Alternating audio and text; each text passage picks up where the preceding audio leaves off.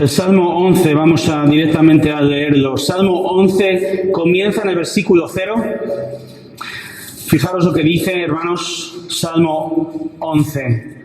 Para el director del coro, Salmo de David. Versículo 1. En el Señor me refugio. ¿Cómo decís a mi alma, huye cual ave al monte? Porque he aquí los impíos tensan el arco, preparan sus saetas sobre la cuerda para flechar en lo oscuro a los rectos de corazón. Si los fundamentos son destruidos, ¿qué puede hacer el justo? Versículo 4. El Señor está en su santo templo, el trono del Señor está en los cielos, sus ojos contemplan, sus párpados examinan a los hijos de los hombres. El Señor prueba al justo y al impío, y su alma aborrece al que ama la violencia. Sobre los impíos hará llover carbones encendidos, fuego, azufre y viento abrasador será la porción de su copa. Pues el Señor es justo, Él ama la justicia, los rectos contemplarán su rostro. Amén. En el año 1939, justo al comienzo de la Segunda Guerra Mundial, el gobierno británico, ante la inminente guerra contra Alemania, publicó 2,5 millones de copias de un cartel, de un eslogan que rezaba lo siguiente: Keep calm and carry on. ¿Qué tal mi acento inglés? Mantén la calma y sigue adelante. El objetivo era elevar la moral de los ciudadanos británicos, que ellos siguieran con sus quehaceres, que se mantuvieran con calma, aún ante el peligro y la amenaza de la destrucción y la muerte. Y curiosamente esta iniciativa apenas tuvo repercusión, incluso cayó en el olvido. Pero en el año 2000 una empresa de publicidad lo comenzó a utilizar y se hizo tremendamente popular. Hoy en día, seguramente lo habréis visto, es usado en camisetas, tazas de café, pasando por sábanas, ropa de cama, llaveros del coche, ¿verdad? Increíble. Y creo que es comprensible el escaso éxito de esta iniciativa en el año 39, porque pensemos, ¿cómo es posible mantener la calma y seguir adelante como si nada pasa ante el ejército más poderoso de su tiempo? Requeriría mucho más que miles de sacos de arena y unos cuantos búnkers para poder mantener la calma ante unas circunstancias tan adversas. Para mantener la calma en momentos difíciles e incontrolables, necesitamos, hermanos, poner nuestra seguridad en un plan perfecto, en una defensa inexpugnable. En algo, en alguien en que puedas refugiarte, esa persona que pueda defenderte y mitigar tu preocupación por lo que está sucediendo a tu alrededor. Unos más y otros menos, ¿verdad? Pero todos lidiamos con la preocupación, con la ansiedad, con noches sin dormir, la enfermedad de nuestros hijos, o la rebelión de un familiar, problemas económicos, problemas personales, problemas sociales. ¿Buscas calma en tu vida? Creo que es algo legítimo, ¿verdad? ¿Quieres tomar decisiones sabias y sobrias? ¿Deseas vivir con seguridad? Y no estoy diciendo escapa, evade los problemas. No te escondas en un búnker como hace una avestruz, ¿verdad? No digo que huyas, pues los problemas nos alcanzan rápidamente, sino que me refiero a que vivir con seguridad va a implicar enfrentar la adversidad con las armas adecuadas. Vivir seguro significa tener la certeza de que uno está perfectamente protegido. Y déjame decirte esto, sin lugar a dudas, Escucha bien, no existe mayor protección ni mejor refugio que acudir a Dios en medio de la prueba. ¿Amén a esto? Esto es lo que expresa el Salmo 11.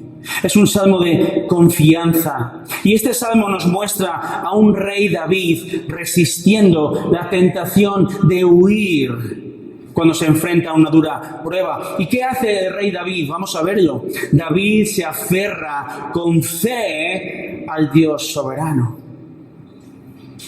El Salmo 11 es el eslogan de David.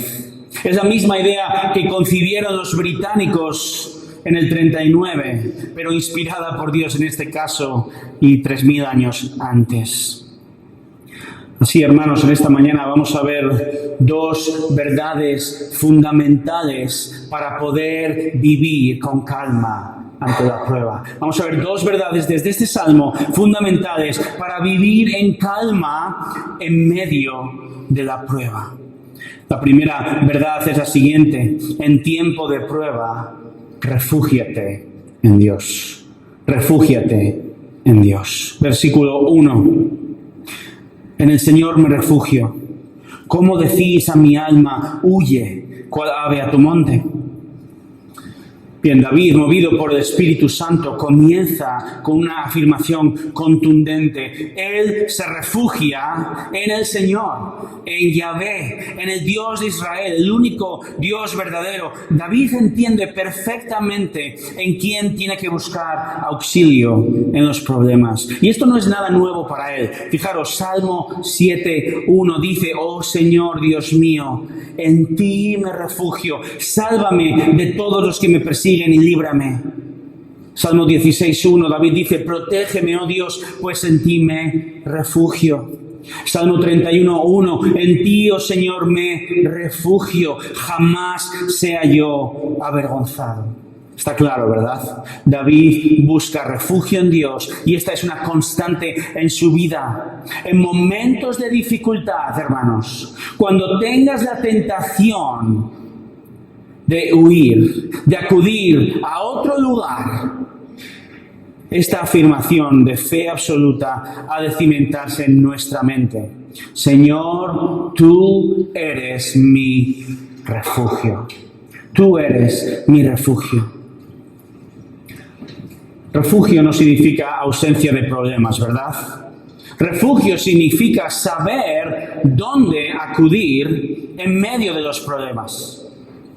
No sé si te gusta ir a la montaña. Yo en mi juventud me encantaba pasar días en la montaña y recuerdo noches de tormenta, pero resguardado en la seguridad de un refugio. Afuera tormenta, afuera peligro y oscuridad, pero dentro tranquilidad y calma, porque confiaba en este refugio hecho de piedra. Así, hermanos, el cristiano debe acudir al Padre para encontrar descanso, abrigo y refugio cuando las bombas caen, cuando la tormenta ruge a tu alrededor. Ahora, ¿cómo nos muestra la palabra que podemos refugiarnos en Dios? ¿Cómo? Porque es fácil correr a un castillo, ¿verdad? A un búnker, pero ¿cómo nos refugiamos en el Dios que es invisible? Bueno, David es un ejemplo de esto, porque él se pasó, recordáis, gran parte de su vida escapando del peligro de la muerte. El rey Saúl y él eran la versión del Antiguo Testamento del correcaminos y el coyote, ¿verdad? El rey Saúl se pasó años buscando la manera de matar a David, pero David siempre encontró refugio, calma en Dios. Fijaros de qué manera más curiosa David encuentra refugio en Dios. Salmo 62:5, escucha bien. Alma mía, espera en silencio solamente en Dios, pues de Él viene mi esperanza. Silencio. Pasividad aparente. ¿No parece un poco contraproducente que David encuentra calma y refugio en silencio, orando a Dios? Así es. El creyente, hermanos, es protegido por Dios. con una relación personal, directa, constante y basada en la palabra revelada de Dios y en la oración. David tiene una relación con el Dios del universo y esto le hace expresar, como acabamos de leer en este Salmo 62, en Dios espera con esperanza, en silencio mi alma. Por tanto, esperar, refugiarse en Dios no significa necesariamente pasividad. No es simplemente, espero con los brazos cruzados a que Dios intervenga en mi vida sin hacer nada. No es así.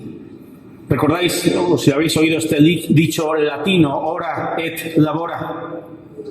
Ora y trabaja, ora y actúa. Pero no intentemos actuar ayudando a Dios, como que Él no puede hacer las cosas sin nuestra ayuda. No, Él es el omnipotente Dios del universo. Hemos de actuar dependiendo, confiando, obedeciendo la voluntad de Dios. De hecho, y por cierto, David a veces tuvo que literalmente correr.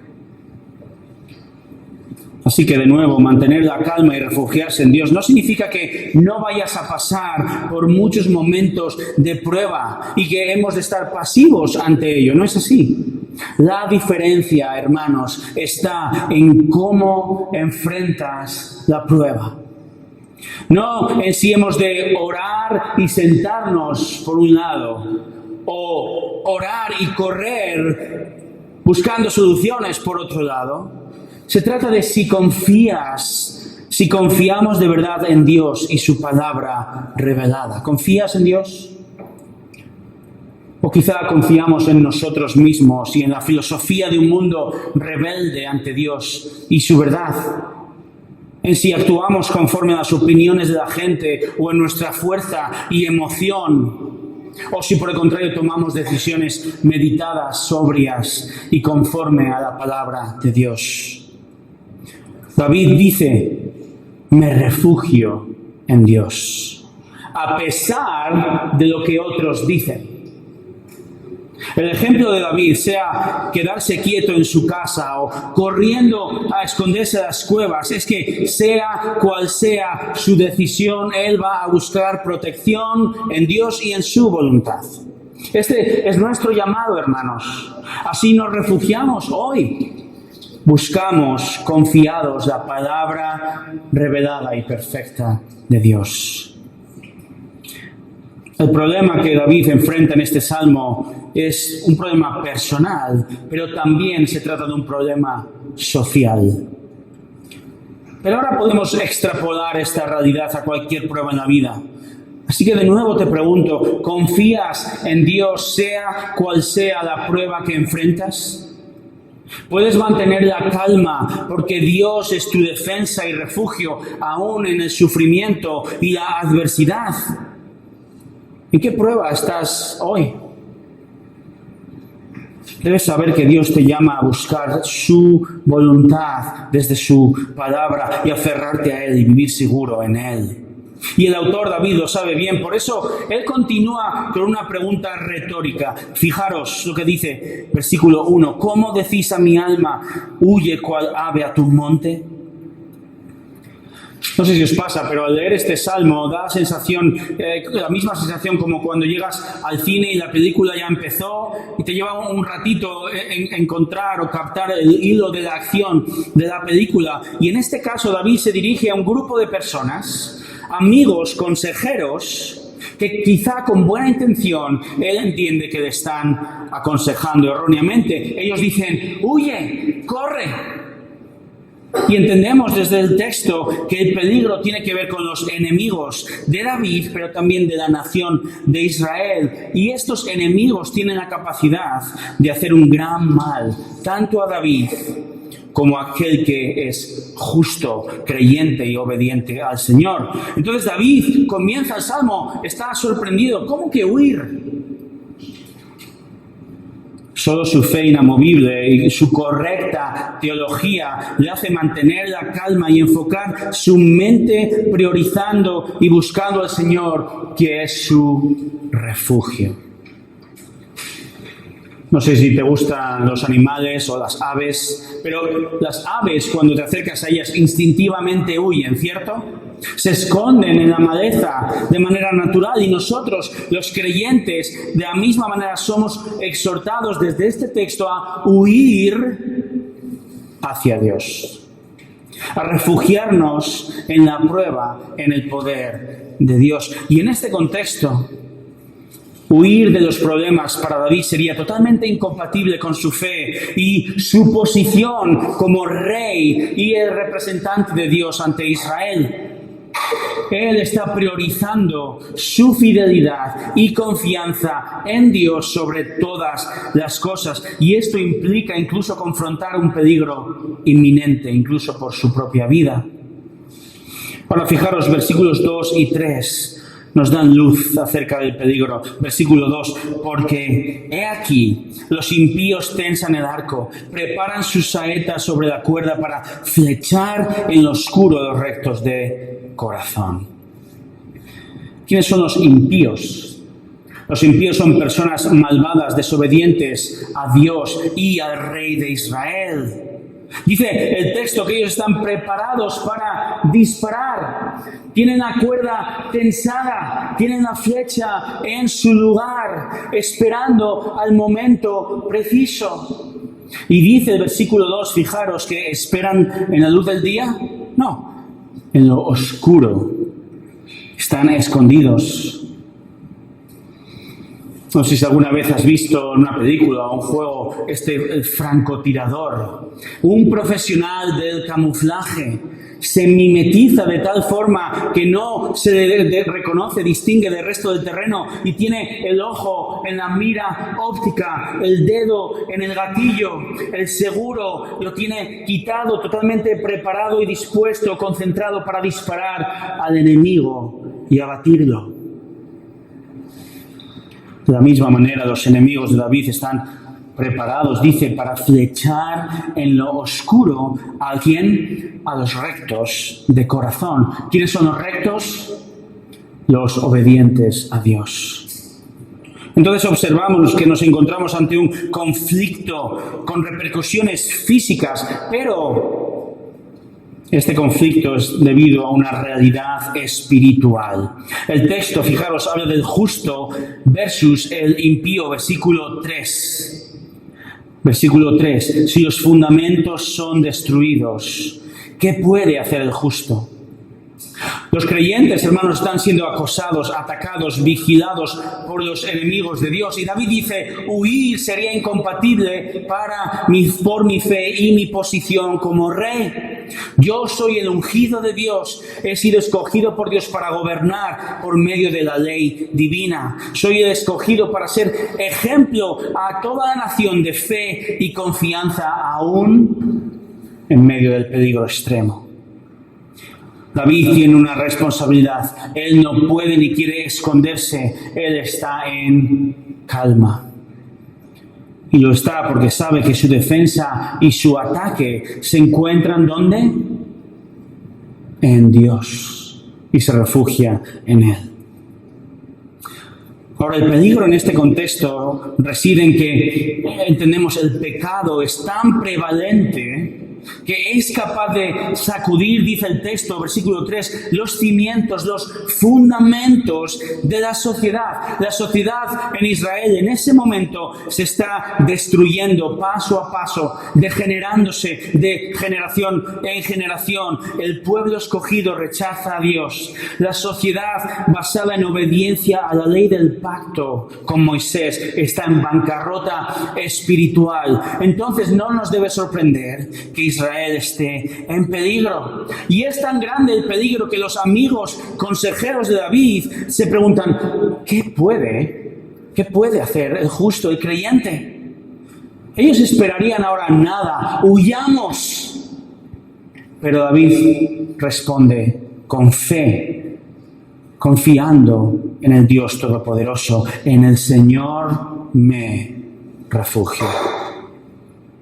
El Dios de sus consejeros quiere llevar a David a una montaña o a una cueva en busca de refugio, pero el Dios verdadero de Israel quiere llevar a David al mismísimo cielo, como luego veremos, y encontrar el amparo, la protección que necesita. Y ahora puedes decir, bueno, David, es que soy el rey David, ¿yo quién soy? Pero hermanos, David no es ningún Superman espiritual, él es débil. Él es pecador, pero es fuerte en Dios. Dios es su refugio en la prueba, hermanos. ¿Tienes tú esa mentalidad en los problemas? ¿Vives manteniendo la calma, confiado en Dios cuando eres atacado? ¿Te refugias en Dios en el momento de la prueba? Hermanos, no hay nada más que mirar a nuestro alrededor. Nuestra sociedad se desmorona. ¿Estáis de acuerdo? Los débiles cimientos humanistas la están llevando a la autodestrucción. Estamos viviendo, iglesia, en una constante y feroz batalla espiritual. Es la realidad. El pozo de los valores afines a la voluntad de Dios se ha diluido completamente. Porque, fijémonos, lo que antes era absolutamente impensable, ahora es legal. No solo legal, sino que el gobierno invierte millones de euros en crear ministerios. Se anima insistentemente a hacer lo que Dios claramente prohíbe, ¿verdad? Lo que antes se reprimía, ahora se proclama por las calles con todo orgullo. Pasa en la política, pasa en la justicia, pasa en la banca, pasa en las instituciones, pasa en la educación, ¿verdad? Y trágicamente, hermanos, pasa en la familia. El fundamento de la sociedad es la familia, ¿verdad? ¿Estáis de acuerdo? Y la familia hoy está sufriendo el mayor ataque de su historia. Solo la familia hoy en día tiene más combinaciones que la Lotería Nacional, ¿verdad? ¿Pero acaso esperamos algo diferente? La sociedad está regida por impíos. Vivimos en una guerra espiritual constante debido a nuestra fe y los ataques contra todo lo que suena a la voluntad de Dios son cada vez mayores. ¿Percibís esto? ¿Percibimos la animosidad contra nuestra fe, contra nuestra honestidad, contra los valores cristianos? ¿Hemos de huir y escondernos? No. No seas como un ave en la prueba y la dificultad a causa de tu fe. Mantente firme en Dios. Y si has de huir, huye a su palabra. Así entonces, hermanos, cuando la sociedad tolera cualquier tipo de familia, tú refúgiate en el diseño de Dios del matrimonio entre un hombre y una mujer. Cuando la sociedad estipula humanismo constante a nuestros hijos, nosotros nos refugiamos y los refugiamos en los principios bíblicos. Cuando la sociedad consiente en defraudar y mentir, nosotros nos refugiamos en la honestidad de Dios. Cuando la sociedad aprueba la injusticia, nos refugiamos en el Dios justo. Cuando la sociedad tolera la intolerancia contra la palabra, nos refugiamos en Dios, proclamando un mensaje de intolerancia al pecado. Cuando la sociedad adora a la criatura, nos refugiamos en Dios, adorándole como el creador que es, y confiamos en Él. Hermanos, es cierto que el impío, el pecador, está cada vez más preparado para flechar en lo oscuro a los rectos del corazón. La sociedad está más preparada que nunca para atacar a la iglesia de Dios que mantiene a su palabra en alto. Porque tristemente las iglesias que no tienen la palabra de Dios en alto y se adaptan al mundo no van a ser atacadas, ¿verdad? Es cierto que cada vez existen más instrumentos, que hay más protección del Estado contra la Iglesia de Cristo y lo que la Iglesia representa. Cada vez hay más negación, hay más burla en contra de nuestra fe. Entonces, pregúntate, ¿qué podemos hacer? ¿Huir? ¿Huimos? Esto es lo que los amigos de David están preguntando. Pero hemos de ser como el autor del texto. Hemos de entender que, hermanos, hay esperanza. Podemos hacer algo, debemos mantenernos firmes en la fe en medio de la prueba. Podemos refugiarnos en Dios. Esta ha de ser tu respuesta ante la prueba. Mantén la calma, confía en Dios. Amén. Confía en Dios ante una sociedad impía. Hermanos, somos llamados como iglesia en Santiago a proclamar la verdad a este mundo impío, pecador. Somos llamados a predicar, somos llamados a vivir piadosamente una vida que agrada a Dios. ¿Recordáis 1 Timoteo 3:15? Pablo dice a Timoteo que la iglesia es columna y sostén, soporte ¿de qué? De la verdad. La iglesia verdadera soporta, es columna de la verdad, de la palabra. Entonces, si nosotros huimos, si dejamos de proclamar la verdad de la Biblia, si dejamos de predicar todo el consejo de Dios, si la iglesia deja de ser columna y sostén de la verdad, ¿puedes por favor decirme quién va a ser columna y sostén de la verdad? La respuesta es, efectivamente, silencio. Nadie. Si no nos plantamos, hermanos, y decimos claramente que la sociedad vive impíamente, se autodestruye diariamente, ¿quién lo va a hacer? El fundamento de la sociedad vive su peor momento. El altavoz de la moral está enchufado al liberalismo. Si la moral se corrompe, si la ley se corrompe, ¿verdad? La moral es corrompida, la ley es corrompida. El lenguaje, lo hemos visto estos últimos años, ¿verdad? El lenguaje es dominado por una clase política y social terriblemente impía. La familia se desmorona. ¿Qué podemos decir? Vamos a escondernos, vamos a reunirnos, que no se entere nadie. No, hermanos, la iglesia no debe huir, la iglesia debe luchar.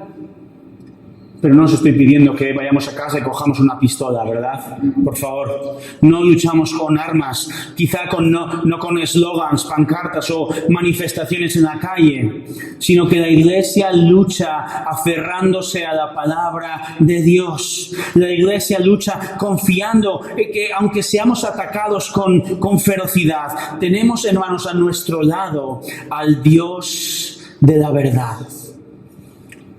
Y entonces podemos mantener la calma en la prueba. Una prueba social por la que pasamos. Se está destruyendo el fundamento, versículo 3.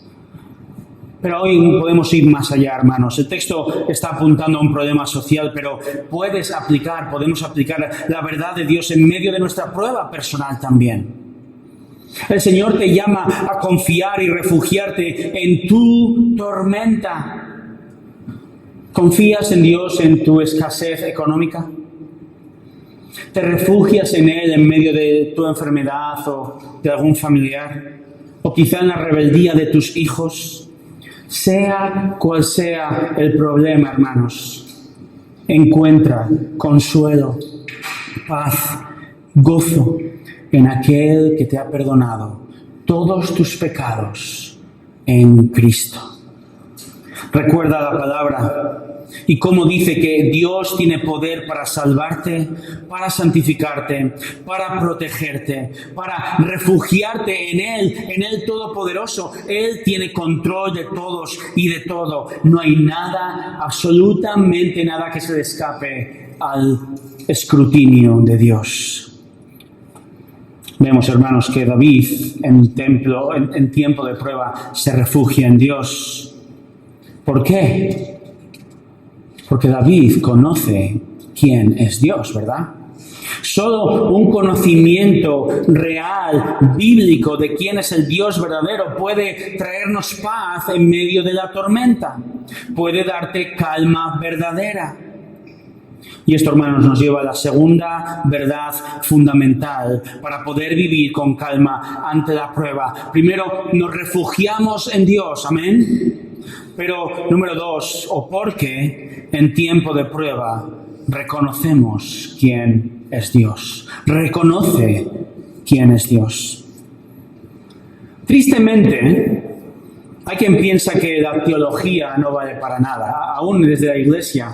Pero ¿quién dijo que la teología no es práctica? Desecha esa absurda idea, porque los siguientes versículos van a mostrar lo siguiente. Van a mostrar que la teología es conocer acerca de Dios. Nos ayuda, repito, la teología, lo que tú piensas de Dios, te va a ayudar a enfrentar los problemas. ¿Estás de acuerdo?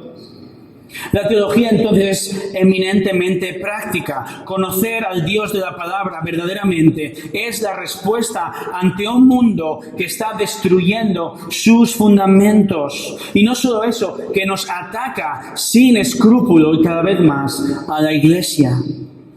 Entonces, reconocer quién es Dios nos va a ayudar a huir a Él buscando refugio. Fijaros en el texto, versículos 4 al 7, y los voy a subdividir. No voy a hacer muchas subdivisiones, solo dos, ¿vale? Porque David reconoce ahora dos atributos de Dios que tienen que darnos tranquilidad y refugio en la prueba. Primero, vemos en el versículo 4 que Dios es soberano. Dios es soberano. Versículo 4, fijaros. El Señor está en su santo templo. El trono del Señor está en los cielos. Sus ojos contemplan, sus párpados examinan a los hijos de los hombres. David reflexiona. En medio de la prueba, llega a esta conclusión. Dios está en su templo. Dios está en su trono. Dios es soberano. Dios es todavía rey en medio de los problemas. Él reina por encima de todos. Su reino está en los cielos. Su templo es santo y es espiritual. No es un templo físico. Y Dios no está sujeto a lo terrenal. Él es santo. No está influenciado por el pecado. Así que es importante esto. Por mucho que la sociedad ahí fuera se corrompa, el gobierno eterno, perfecto y soberano de Dios continuará siempre. Siempre.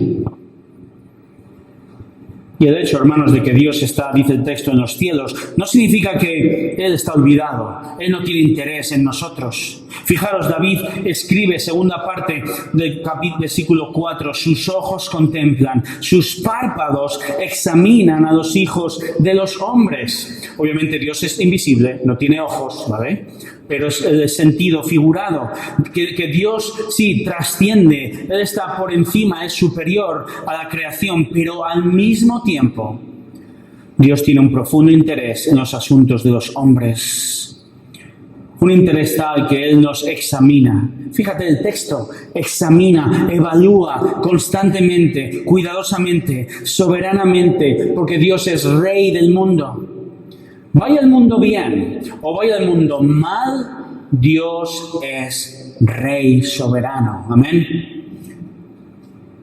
Unos libros más adelante encontramos una escena increíble. El profeta Isaías se encuentra en una situación muy parecida o peor, terrible, una nación en bancarrota espiritual, los fundamentos están destruidos, Israel olvidó a Dios, el rey que traía cierta estabilidad muere.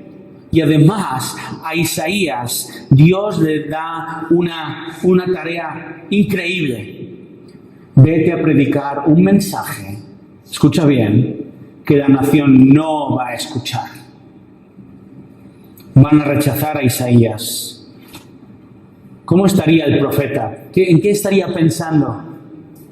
Pero Dios en su gracia, fijaros, capítulo 6, versículo 1, le da un destello de su soberanía y gloria. Fijaros, dice 6:1 Isaías, en el año de la muerte del rey Uzías, vi yo al Señor sentado sobre un trono alto y sublime, y la orla de su manto llenaba el templo. Por encima de él había serafines, cada uno tenía 6 alas, con 2 cubrían sus rostros, con 2 cubrían sus pies y con 2 volaban, y el uno al otro daba voces diciendo: Santo, Santo, Santo es el Señor de los ejércitos. Fijaros ahora, llena está la tierra de su gloria. En medio de la devastación, Dios reina. Él es glorioso. Y contemplar al Dios soberano impactó increíblemente la teología de Isaías. A pesar de enfrentarse a un panorama devastador, Dios le concedió gracia, la gracia de admirarle y comprender que Dios, a pesar de los problemas, es soberano, Él es justo y Él es santo. Dios está en control de todo lo que ocurre en tu vida y alrededor de ti. Dios tiene control de todos. Solo así Isaías pudo refugiarse en Él, cuando lo natural para el profeta también hubiera sido huir. Por eso Isaías descansó en su teología, reconoció quién es Dios, cómo es Dios, que Él es soberano. Y esto es lo mismo que David hizo. En tiempo de la prueba, David se refugió en el conocimiento de Dios y mantuvo la calma. David hizo algo realmente incoherente, humanamente hablando, porque mantuvo la calma y de hecho se puso a escribir un tratado teológico, o en este caso una canción, un salmo, ¿verdad?, en medio de la prueba. Y él comenzó reconociendo que Él es soberano. Hermanos, Dios es soberano. Él examina todo, Él controla todo. Y David lo sabe y por eso se refugia en Él. Pero número 2, o segundo atributo, David también reconoce otro atributo de Dios. Dios es justo. Justo. Versículo 5 dice: Él prueba tanto a justos como a impíos.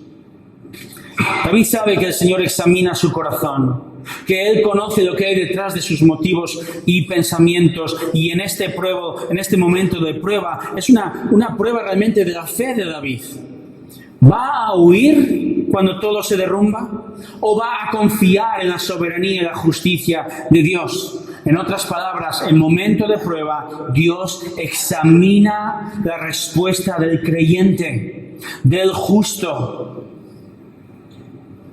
Y la manera en cómo, en este caso, David está respondiendo es la manera en cómo tú y yo deberíamos responder. Deberíamos responder con fe a pesar de las circunstancias alrededor nuestro. Así que, hermanos, en este caso, este escrutinio, este examinar al justo, tiene un carácter refinador por parte de Dios. De la misma manera que un metal se pone en el fuego, se purifica y se refina, hermanos, tú y yo, creyentes, somos purificados, moldeados, refinados a la imagen de Cristo en medio de la prueba. Entonces, hermanos, esto es una locura, lo voy a decir. Hemos de dar la bienvenida a la prueba, porque las pruebas conforman nuestro carácter más como el de Cristo. En cambio, el impío, el pecador, rechaza a Dios y solo va a encontrar el justo juicio del Señor. Fijaros, versículo 5, ve, el Señor prueba al justo y al impío, y su alma aborrece al que ama la violencia. El mismo examen que refina al justo, al Hijo de Dios, fíjate, condena al pecador no arrepentido. El texto lo dice con estas palabras, que Dios aborrece a todo aquel que planea lo malo, que Dios odia con toda su alma los actos que los pecadores no arrepentidos cometen contra Él y su pueblo. Dios juzga justamente, pues es el Dios soberano y justo. ¿Recuerdas Romanos 1:18? ¿Recuerdas lo que dice el texto? Romanos 1:18 dice que la ira de Dios se revela desde el cielo contra toda impiedad contra toda injusticia de los hombres que detienen con injusticia la verdad. A menudo pensamos que el juicio de Dios es un evento futuro, que lo es. Pero hermanos, un texto como Romanos nos dice que Dios ya hoy, ahora mismo, juzga al pecador no arrepentido. Que Dios juzga a una sociedad moralmente corrompida. Y esa corrupción ya es el juicio de Dios sobre ellos. Existe un aspecto futuro del juicio de Dios, así es, pero el juicio de Dios ya hoy es presente contra aquel que no se arrepiente.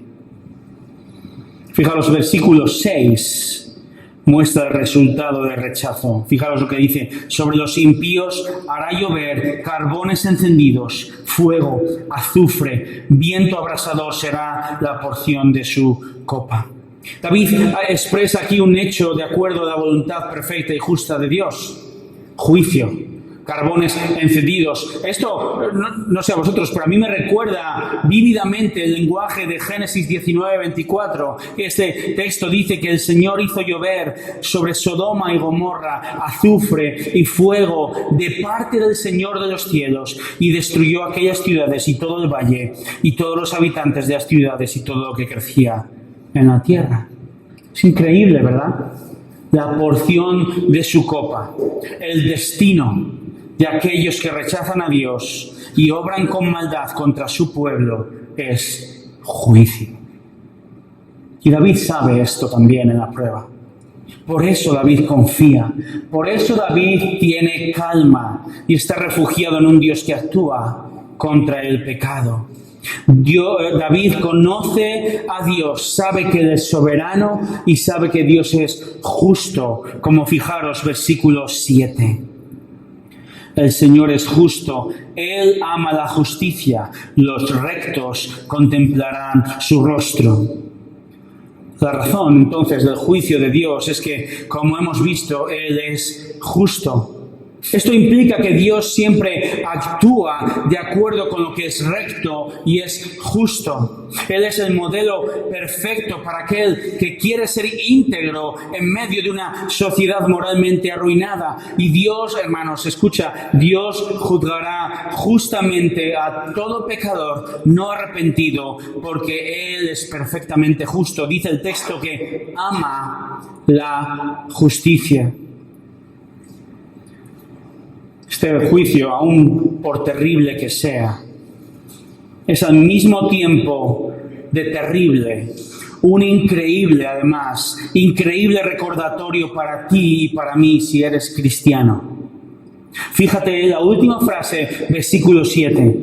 Los rectos contemplarán su rostro. Es increíble. Primero, por este lenguaje de rectitud y de justicia. Esto no significa que tú y yo somos muy buenos y merecemos el cielo y los otros son muy malos y merecen el infierno. No, no es así. Porque la realidad, dice la Biblia, que todos somos injustos. La realidad es que Dios ha probado, examinado tu corazón y el mío, ¿sabes qué ha visto? Pecado y rebeldía. Todos merecemos justamente haber nacido en el infierno. Esto es terrible. Pero es ahí, hermanos, en medio de estas malas noticias, que Dios muestra su increíble justicia por medio de Cristo y su Evangelio. El Evangelio dice que Jesús vino a sus enemigos, que Jesús vivió en medio de una sociedad devastada, una sociedad que le rechazó, que le asesinó en una cruz, aunque solo Él es el único ser humano justo que nunca pecó. Jesús no huyó. Jesús se enfrentó a la muerte para pagar una deuda infinita, la deuda que tú y yo merecemos eternamente en el infierno por nuestro pecado. Él pagó el precio, hermanos, para que tú hoy, aunque tú y yo somos todavía injustos, somos pecadores y merecemos condenación del Dios Santo, podemos todavía venir arrepentidos ante su infinita gracia desplegada en la cruz y Dios nos declara justos en Cristo. Y podemos entonces tener una relación personal con Dios que va a culminar en un momento increíble, contemplando su rostro. ¿Sabes que vamos a ver a Dios? Que vamos a contemplar el nuevo cielo, la nueva tierra, vivir eternamente, increíble, pero que vamos a contemplar el rostro de nuestro Señor. ¿No es increíble esto, hermanos? Libres de preocupaciones y ansiedades, libres de pruebas, refugiados para siempre en Él. Cuando deberíamos huir, veremos el rostro de Dios por Cristo. Estos días, y por la gracia del Señor, estamos pasando unos días en la preciosa costa atlántica de España, y muy cerca de donde estamos hay un precioso faro, ¿verdad, chicos? Hay un precioso faro justo delante del mar, es idílico. Y unas noches atrás estábamos conduciendo en medio de la niebla, en medio de la oscuridad de la noche. Observábamos fascinados la preciosa luz de este faro que alumbraba. Somos de interior, al menos yo, y no estamos acostumbrados a esta preciosa escena. En esta escena, la intensa luz del faro penetra la niebla para guiar a los barcos a buen puerto. De la misma manera, hermanos, quien sabe entonces navegar la niebla, la tormenta, mirando esa luz, puede entonces navegar tranquilo y encontrar refugio. Así es con nosotros hoy. Vivimos en momentos convulsos en nuestra sociedad, pero no nos confundamos, porque no hay nada nuevo debajo del sol. Siempre, ¿verdad? Nuestros padres lo decían, el momento presente es el peor de la historia, y yo ahora digo lo mismo. Siempre pensamos que el momento presente es el peor. Pero, hermanos, Dios ha sido rechazado siempre por la sociedad. Desde la caída, el hombre ha vivido en rebeldía contra Dios. ¿Qué hemos de hacer entonces? La solución está en refugiarnos en Él, descansar en Él, sabiendo que Dios protege a su pueblo. Dios protege a su iglesia cuando la iglesia huye a la verdad de su palabra. Hermanos, la solución ante una sociedad que hace tiempo que pulsó el botón rojo de la autodestrucción es ser una iglesia que mira a la luz y es guiada por la palabra de Dios. Hemos de navegar atentos a su voluntad revelada. Hemos de encontrar guía, refugio en Él, a pesar de la niebla social o personal en la que te encuentres, a pesar de las dudas, a pesar del dolor, de las preocupaciones. Recuerda, Dios es soberano. Amén. Él es soberano sobre las naciones, sobre la familia, sobre la iglesia. Y Dios quiere y va a usar a la iglesia para proclamar la verdad. El mundo jamás dirá esto, pero el mundo necesita no menos, sino muchas más iglesias bíblicas. Nunca lo dirán. El mundo no dirá esto porque las personas que no están interesadas en vivir piadosamente quieren evitar por todos los medios estar expuestas a la sana doctrina. Pero, hermanos, el mundo necesita muchas más iglesias bíblicas, que se planten más iglesias llenas de creyentes que no tienen temor a proclamar la verdad de Cristo y su palabra. Santiago necesita una iglesia bíblica, ¿verdad? El mundo necesita la verdad, necesita a Cristo y que proclamemos a Cristo. Hermano, hermana, vete a casa con esta certeza. La política no es tu refugio. El dinero no es tu refugio. Tu casa no es tu refugio. Ni vas a mantener la calma aislándote a ti y a tu familia de la sociedad y los problemas, huyendo de ellos. La solución no está en esconderse de los problemas, porque los problemas están ahí. Y si eres creyente, además, los problemas se van a acrecentar. Ahora, ¿cómo vas a enfrentar los problemas? ¿Cómo vas a vivir tu vida? ¿Vas a simplemente mantener la calma y seguir adelante como que nada pasa a tu alrededor? ¿Solo esperando que ninguna bomba caiga a tu lado? ¿O vas a confrontar la destrucción de los fundamentos sociales? ¿O vas a enfrentar la tormenta refugiándote en Dios? Hermanos, la solución está en Cristo y su palabra.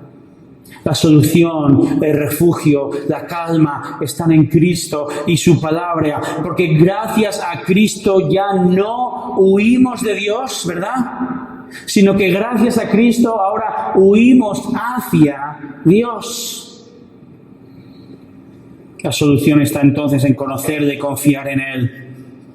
Pregúntate esto para terminar. ¿Voy a confiar en Dios cuando me va bien y cuando me va mal? Vive y proclama su verdad. Confía y descansa en el Señor en medio de la prueba. Amén.